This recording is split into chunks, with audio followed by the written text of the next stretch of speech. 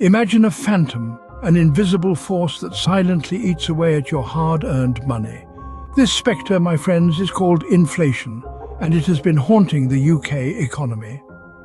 In recent times, the UK has seen a significant rise in inflation. The Bank of England, the nation's central bank, has a target inflation rate of 2%. However, the actual inflation rate has surged past this target, reaching a startling 6.2% in August. This means that prices for goods and services have increased at a much faster rate than anticipated. Now you might be thinking, what exactly is inflation? Well, in simple terms, inflation is the rate at which the general level of prices for goods and services is rising. When inflation is high, every pound you own buys a smaller percentage of a good or a service. It's like a stealthy pickpocket, slowly but surely reducing the value of your money. The effects of this inflation spectre are far-reaching. It influences everything, from the cost of your weekly groceries to the price you pay for a new home. Even the real living wage, the voluntary minimum wage set by the Living Wage Foundation to cover the basic cost of living in the UK, has had to be adjusted due to high inflation. The current rate, set at £9.90 an hour and £11.05 an hour in London, will see an increase in the near future. But it's not just the prices of goods and services that are affected. High inflation also impacts the economy as a whole. It leads to slower economic activity and can cause a rise in unemployment rates. In the UK, the unemployment rate has increased to 4.3%, up from a low of 3.5% in August of the previous year. This rise in inflation has prompted the Bank of England to reconsider its interest rate policy. While there was a time when the bank was hiking up interest rates to combat inflation, it is now expected to end this cycle. This decision is influenced by the lower-than-expected inflation and slower economic activity in the country. Now, you might be wondering what caused this spectre of inflation to rise in the UK. Stay tuned to find out. Inflation isn't born out of thin air. It has its culprits, and in the UK's case, several factors contributed to its rise. The first miscreant we need to consider is the global pandemic. It threw a wrench into the machinery of economies worldwide, and the UK was no exception. The lockdowns meant businesses were shuttered, and economic activity slowed to a crawl. This led to weak inflation during the first lockdown, a spectre that would come back to haunt the UK economy. Then, as the economy started to reopen, demand surged. People were eager to get back to their normal lives, to eat out, to travel, to spend. But supply chains couldn't keep up. The result? Prices started to climb and inflation reared its ugly head. But there was another culprit lurking in the shadows: energy prices. As economies began to recover, energy consumption shot up. But again, supply struggled to keep up with the demand. The cost of gas and electricity soared, putting pressure on households and businesses alike. The rise in energy costs alone was a significant contributor to the surge in inflation.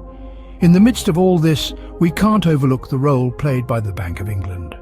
The central bank has a target for inflation: 2%. When inflation started to climb, the Bank of England held its nerve. They believed the rise in inflation would be temporary, a reaction to the extraordinary circumstances of the pandemic. But some economists were concerned about the potential for sustained inflationary pressures. So there you have it. The pandemic, the surge in demand as the economy reopened, rising energy prices, and the policies of the Bank of England. These are the culprits that contributed to the rise in UK inflation. So we've unmasked the culprits, but what does this mean for you, for us, for the UK as a whole? Let's dive into the aftermath. The spectre of inflation doesn't just hover. It has tangible, often painful effects on the economy and its people.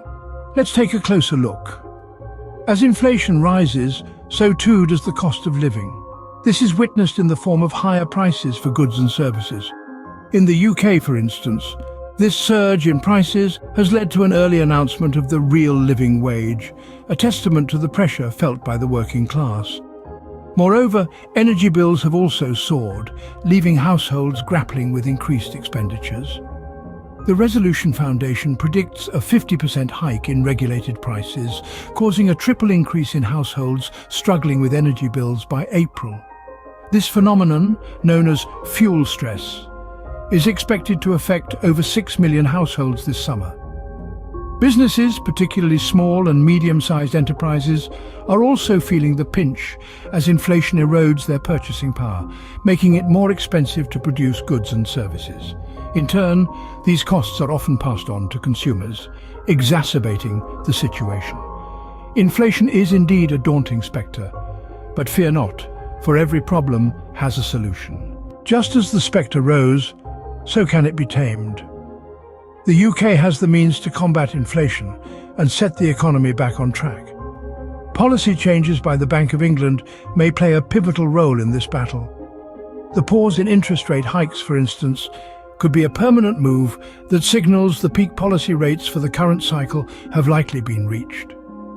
Moreover, government interventions and strategic planning can also help to curb inflation.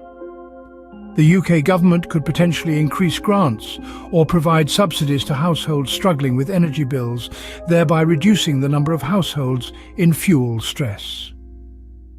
Looking ahead, economic forecasts suggest a gradual recovery. Despite the high inflation rates, the potential for lower interest rate volatility and increased confidence in UK fixed income markets could lead to steadier economic activity. However, let's not sugarcoat the reality. The road to recovery may be long and arduous. The challenges of inflation and economic recovery are not unique to the UK, but are global phenomena that require concerted effort and strategic planning. But with these efforts, the UK can indeed tame the inflation spectre.